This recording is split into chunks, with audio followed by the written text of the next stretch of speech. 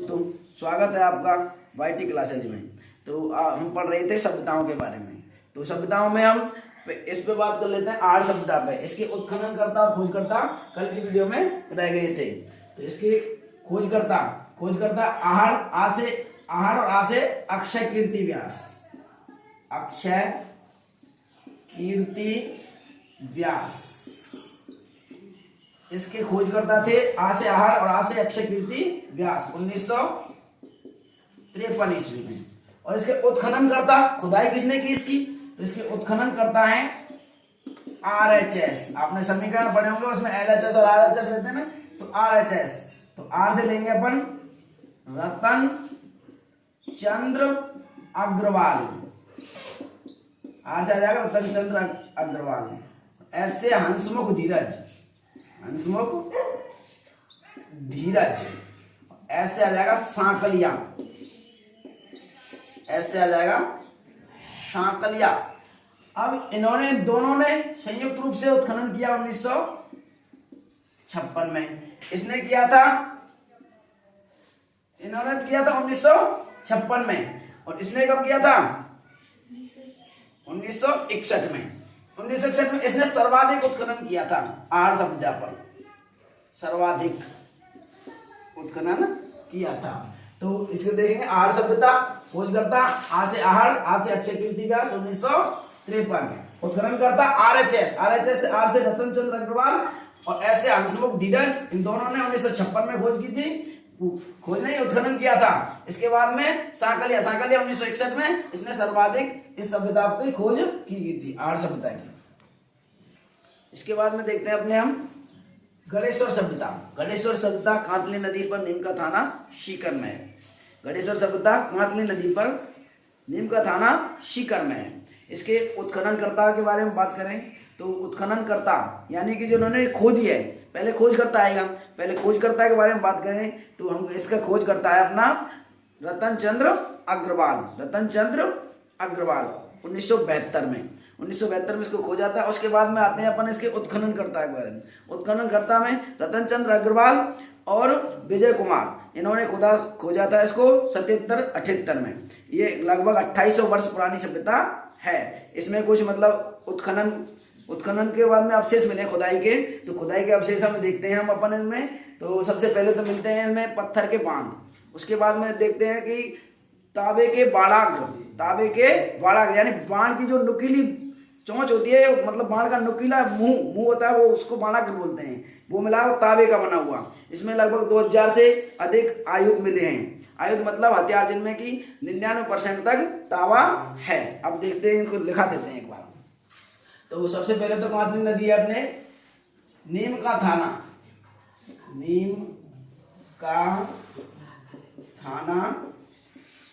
सीकर में। नीम का थाना सीकर में किस नदी पे है? कांतली नदी पर। कांतली नदी को तोराबाटी बेसन नहीं कहते हैं, तोराबाटी बेसन। ये सभ्यता यहाँ पर है तोराबाटी बेसन में। इसके बाद में इसके उपनाम देख लेते हैं। उपनाम है इनका ताम्रयुगीन सभ्यताओं की जननी।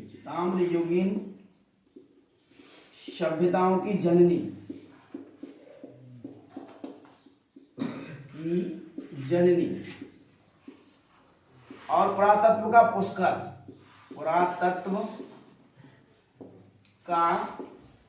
पुष्कर। ये दोनों ही नाम इंपॉर्टेंट है, इनसे कहीं से भी प्रश्न बन सकता है। ताम्रयुगीन सभ्यताओं की जननी और पुरातत्व का पुष्कर। ये लगभग कितनी पुरानी है, इसका समय लिख देते हैं। समय देखें तो 2800 वर्ष ईस्वी पूर्व, इतने समय से पुरानी है। इसके बाद में देखते हैं खोजकर्ता।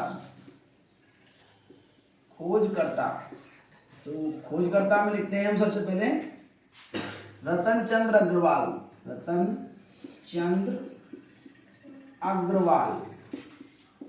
कब खोजा गया था?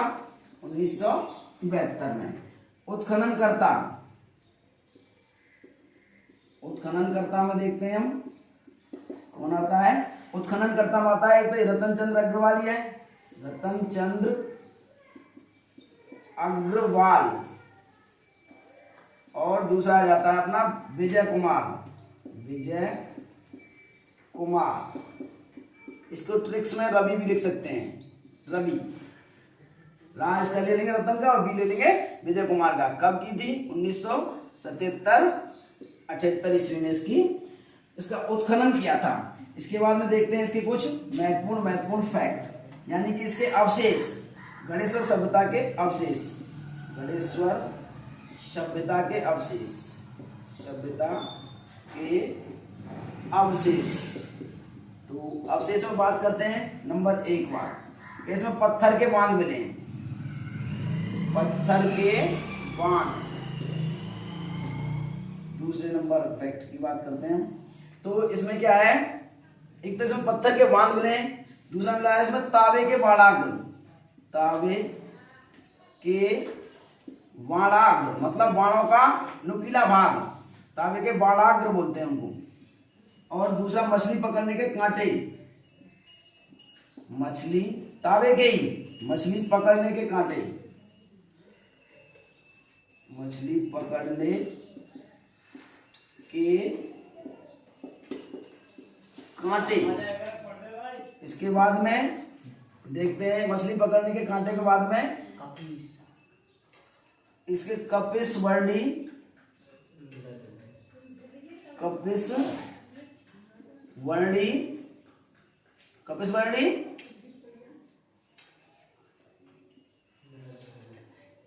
कपिस वर्णी क्या मिलते हैं इसमें? मृदभांड, मृदभांड मतलब मट्टी, मट्टी के बर्तन।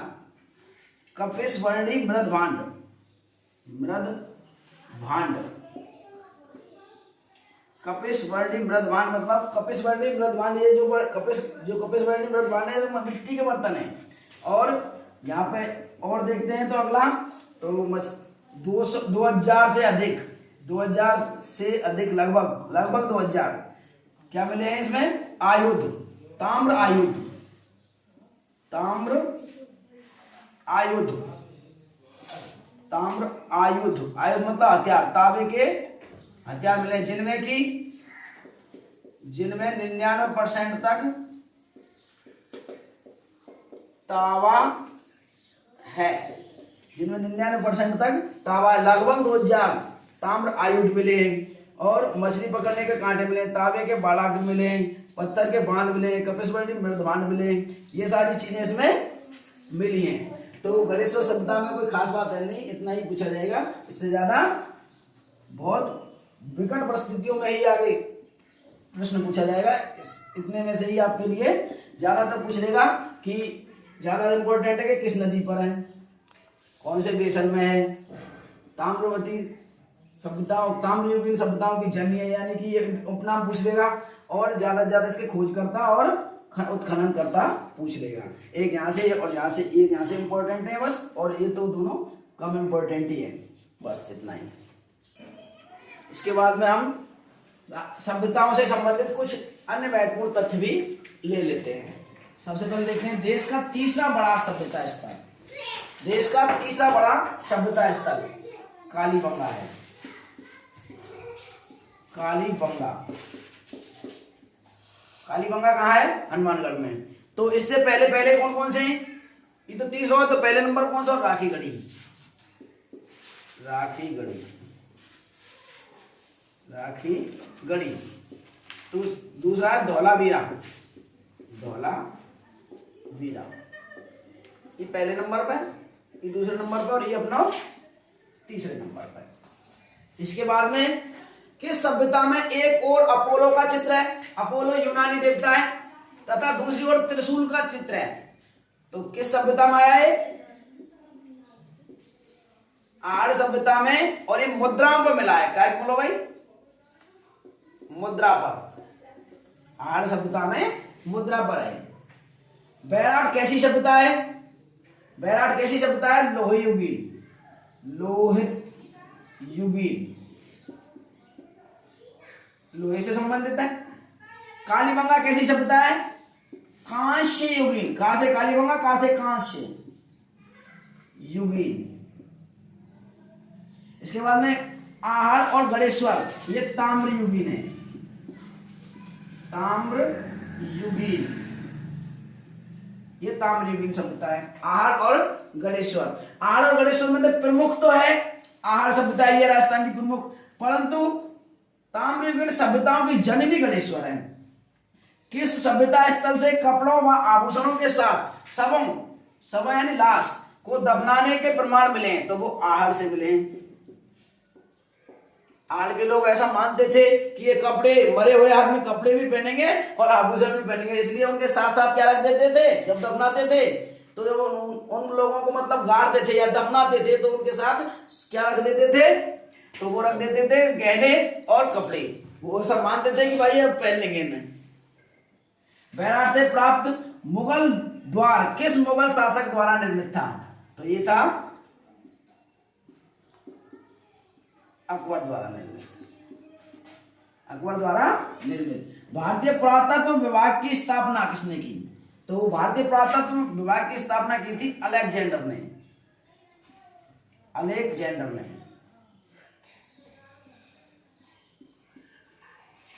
अलेक्जेंडर कनिंघम, कनिंघम 1861 ईस्वी में।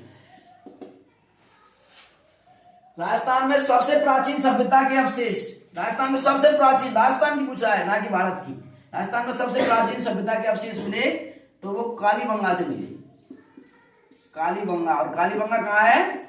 हनुमानगढ़ में। कालीबंगा कहाँ है? हनुमानगढ़ में। कालीबंगा के किस दिशा में जुते हुए खेत के प्रमाण मिलते हैं? तो देखो ऐसे जोता हो गया खेत, तो इसका मतलब दक्षिण पूर्व, दक्षिण पूर्व, दक्षिण पूर्व दिशा में, ऐसे यहां से ट्रैक्टर चलाएगी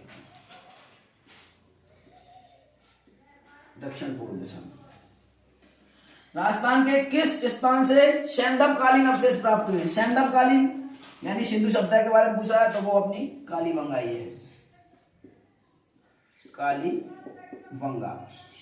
कालीबंगा सभ्यता को सैंधवकालीन सभ्यता कहते हैं, सिंधु घाटी सभ्यता भी इसी को ही कहते हैं।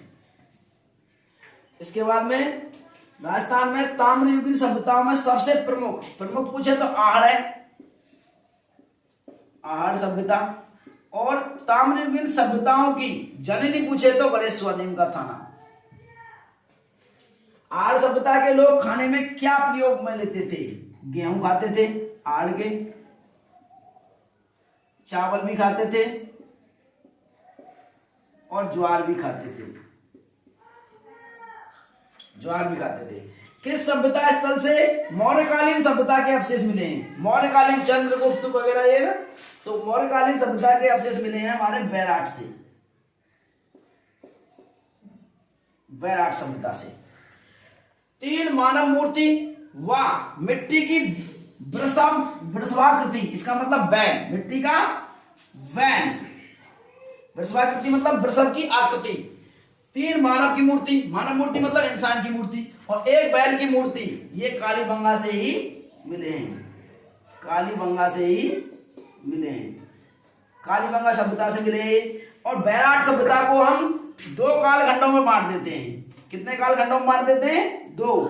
एक तो ताम्रयुगीन, ताम्रयुगीन, एक बांट देते हैं हम लौह युगीन, लौह युगीन। बैराट सभ्यता को 2 कालखंडों में बांट देते हैं, ताम्रयुगीन और दूसरी लौह युगीन। और एक कालीबंगा सभ्यता, कालीबंगा सभ्यता से 3 तो मानव की मूर्ति मिली है और 1 मिली है वृषभाकृति यानी कि बैल की आकृति, मिट्टी की बनी हुई। और ये कालीबंगा सभ्यता से और क्या क्या मिला है? और मिला है से पंख फैलाए हुए बगुला, पंख फैलाए हुए बगुला, और हाथी और कुत्ता, इनकी भेड़िया, इनकी मूर्ति मिली है मिट्टी की मूर्ति। कालीबंगा से हाथी की मूर्ति, कुत्ता की मूर्ति, भेड़िया की मूर्ति और पंख फैलाए हुए बगुला की मूर्ति भी कालीबंगा सभ्यता से मिली हैं। सभ्यताओं में बस इतना ही। अगर आपको ये वीडियो हमारी पसंद आई हो तो लाइक करें, शेयर करें और सब्सक्राइब करें, जिससे कि अन्य लोगों को भी फायदा हो सके। हमारी क्लास को अधिक से अधिक शेयर करें जिससे कि गरीब बच्चों का हित हो सके। धन्यवाद।